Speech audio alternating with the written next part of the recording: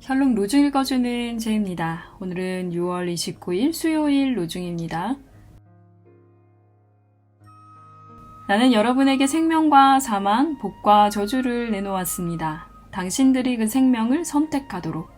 신명기 30장 19절. 생은 오직 한 분이신 참 하나님을 알고 또 아버지께서 보내신 예수 그리스도를 아는 것입니다.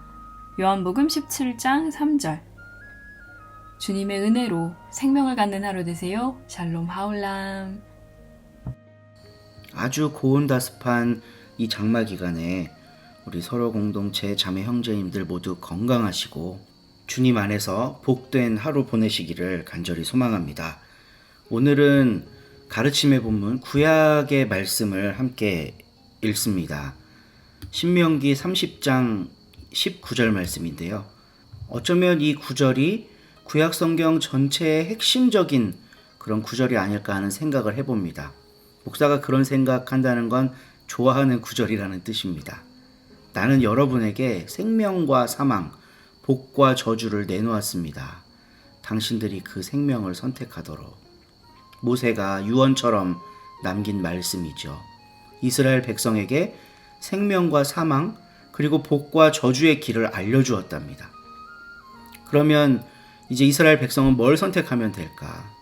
생명을 선택하면 되죠. 근데 우리가 알다시피 이스라엘 백성들은 쉽게 생명을 선택하지 않습니다. 사망과 저주의 길을 선택합니다.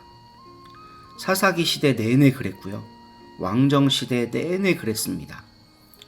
사실 제도적으로 사사기는 매우 이상적인 시대를 반영해요. 일단은 왕이 없어요. 왕은 세습하는 권력이죠. 그러니까 그 왕가를 위해서 모든 국민들이, 모든 백성들이 전부 다 피를 빨려야 되는 거예요. 근데 그 왕이 없다. 한시적으로 이스라엘을 지도할 이제 사사만 있다. 이러면 그 사사에게는 과도한 권력이 집중되지 않습니다. 근데 우리가 사사기를 보면요. 사사 당대에서 권력이 끝나지 않고, 뭐 권력이랄 것도 없죠. 그러니까 지도력이 끝나지 않고 자식에게 대물림된 경우들이 덜어 있습니다. 우리가 잘 아는 기드온, 그가 엄청나게 많은 자식을 낳아요. 한 70명 낳았다 그래요. 그 중에 두각을 나타내는 아비멜렉이라는 자식이 있었습니다. 아비멜렉은 왕들의 아버지란 뜻이죠. 이미 아비멜렉은 이스라엘 왕처럼 굴었어요. 그리고 제대로 자기 혼자 오롯이 이스라엘을 다 먹으려고 자기 형제들을 막 죽입니다. 그리고 저 후대에 압돈이라는 사사가 있는데요. 이 압돈한테도 아들 40명과 손자 30명이 있었다. 이렇게 기록을 해요. 그리고 그들이 나귀 70匹를 탔다. 지금으로 따지면 이제 대기업 자재들이 벤틀리나 뭐 롤스로이스 같은 거 끌고 다녔다. 이런 거랑 비슷한 거거든요. 그러니까 자기 당대에 가지고 있던 지도력을 세습 권력화하려고 했던 모습을 사사기 안에서 볼 수 있어요. 이상사회를 표방했지만 그 속 내용은 결코 이상사회가 아니었죠. 왕정기에 접어들면 어떻습니까? 단 2대 만에 나라가 작살나고 절반으로 나뉩니다. 하나님이 솔로몬 시대 때는 아버지 다윗을 봐서 가만히 두셨는데 그 아들 시대 때, 그러니까 다윗의 손자 시대 때 나라가 반으로 나뉘게 되죠. 탐욕 때문에. 이스라엘은 생명과 복, 사망과 저주, 이걸 모세로부터 배웠고 어떤 걸 선택하면 사는지 알았어요. 근데 성서에서 나타난 이스라엘의 역사는 대부분 이스라엘은 사망과 저주를 선택했었다는 걸 보여주고 있습니다.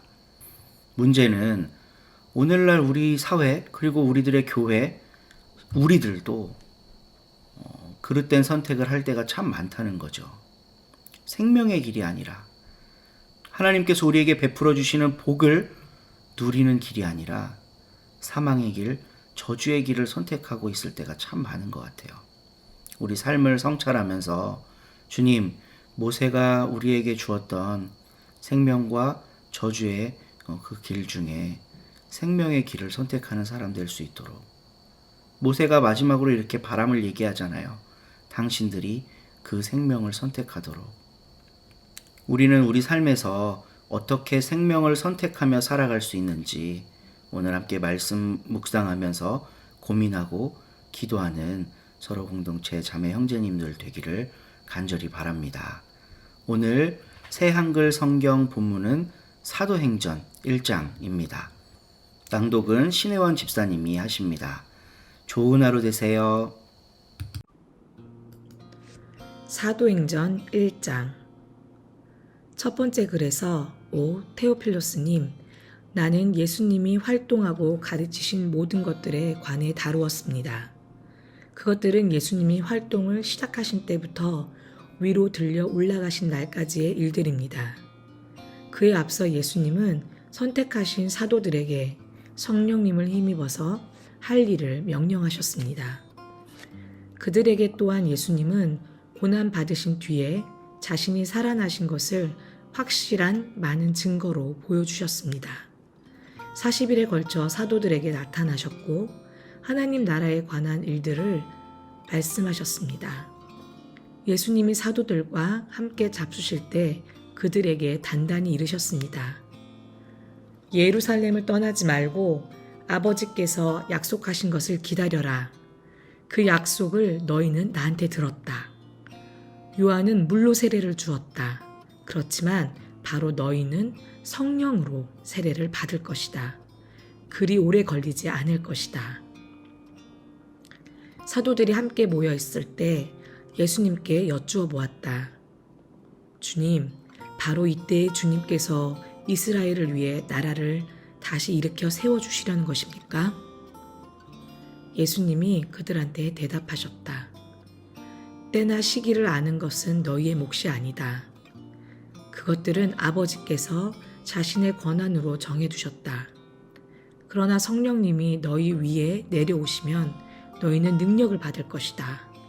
그래서 예루살렘과 온 유데아와 사마리아에서 마침내 땅끝까지 이르러 내 증인이 될 것이다.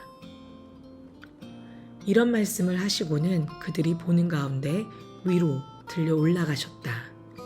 구름이 예수님을 떠받쳐 올려서 예수님이 그들의 눈에서 사라지셨다. 예수님이 올라가시는 동안 그들은 하늘을 뚫어지게 쳐다보고 있었다. 그런데 보라, 두 남자가 그들 곁에 섰다. 흰옷을 입고 있었다.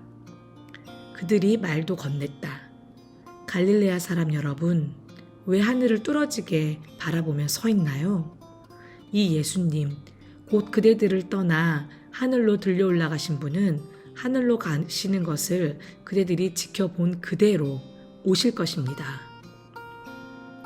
그때 사도들이 올리브산이라고 불리는 산에서 예루살렘으로 되돌아왔다. 그 산은 예루살렘에서 가깝고 안식일에 가도 되는 거리쯤에 있었다. 그들이 예루살렘에 들어왔을 때 그들은 그 위층 방으로 올라갔다. 계속 머물러 온 방이었다. 그들은 베드로와 요한과 야고보와 안드레, 필립과 토마스, 바돌로메와 마테, 알페오의 아들 야고보와 열심 독립당 당원 시몬과 야고보의 아들 유다였다. 이들은 모두 한마음으로 기도에 정성을 쏟고 있었다. 여자들과 예수님의 어머니 마리아와 예수님의 아우들도 함께 하고 있었다. 그 무렵에 베드로가 형제 자매들 한가운데서 일어나 말했다. 그 자리에 함께 있었던 사람은 120명쯤이었다. 형제 자매 여러분, 그 성경 말씀이 이루어져야만 했습니다. 성령님이 다윗의 입을 빌려 유다, 곧 예수님을 붙잡아 간 사람들의 앞잡이가 된 사람에 대해 미리 하신 말씀이요. 그는 우리 가운데 하나로 있었고 이 섬김의 임무를 한몫 받은 사람이었기 때문입니다. 그런데 이 사람이 불의한 일을 한 대가로 밭 한 떼기를 샀습니다. 그러나 그는 곤두박질 쳐 배가 터지고 창자가 다 쏟아져 나왔습니다. 이 일이 예루살렘에 자리 잡고 사는 모든 사람에게 알려졌습니다. 그래서 그 밭을 그들의 말로 하켈다마라고 했는데 곧 피의 밭이란 뜻입니다. 시편에 이렇게 적혀 있습니다. 그가 사는 곳이 황무지가 되게 하시고 거기에 집을 두고 사는 사람이 없게 해주십시오. 또 이렇게도 적혀 있습니다. 그가 맡은 일을 다른 사람이 받아서 하게 해주십시오. 그러므로 우리는 이렇게 해야 합니다. 주 예수님이 우리 가운데서 드나드셨던 기간 내내 우리와 함께 다녔던 사람들이 있습니다. 요한의 세례로부터 시작해서 주 예수님이 우리를 떠나 들려 올려가신 날까지요. 그들 가운데 한 사람이 우리와 함께 부활의 증인이 되어야 합니다. 그러자 그들이 두 사람을 내세웠다. 요셉과 마띠아였다. 요셉은 바르사바라고도 하는데 유스투스라고도 불렸다. 그러고는 그들이 기도드렸다. 주님, 모든 사람의 마음을 아시는 주님, 이 둘 가운데 어떤 사람을 선택하셨는지 분명하게 보여주십시오. 그 사람이 이 섬김의 자리, 곧 사도의 직무를 맡을 것입니다. 유다는 그 자리에서 언다가 자기 자리로 가버렸습니다. 그러고는 그들이 두 사람에게 제비를 뽑게 했는데 마띠아가 뽑혔다. 그래서 그 11명의 사도와 함께 사도의 무리에 들게 되었다. 아멘.